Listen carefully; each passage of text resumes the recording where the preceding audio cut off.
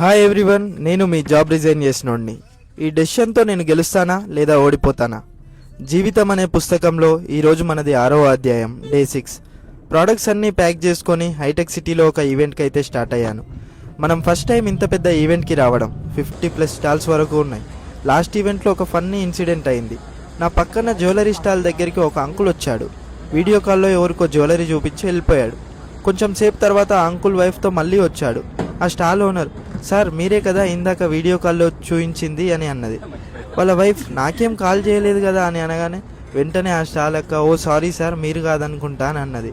అలా అలా uncle safe అయిండు. మరి ఎవరికి చూయించిండో మనకు కూడా తెలీదు. ఎండ్ ఆఫ్ ద డే మనం చేసిన పనికి రిజల్ట్ కావాలి. 10 ఫ్లాప్ల తర్వాత సక్సెస్ అయిన ఈవెంట్ ఇది. మనకు కూడా మంచి రోజులు వచ్చినాయేమో అనిపించింది. ఇలాంటప్పుడే నాకు అడిదాస్ బ్రాండ్ గుర్తొస్తుంది, నథింగ్ ఈజ్ ఇంపాసిబుల్ అని.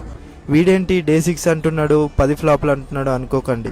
కూలీ పని చేసిన రోజుల నుండే సాటర్డే సండే రెస్ట్ లేకుండా వర్క్ చేశా. ఆగే ఆప్షన్ లేదు మనకి. గెలుపైనా ఓటమైనా ముందుకు నడవడమే. చూద్దాం నెక్స్ట్ ఏం జరుగుతుందో. Please do follow.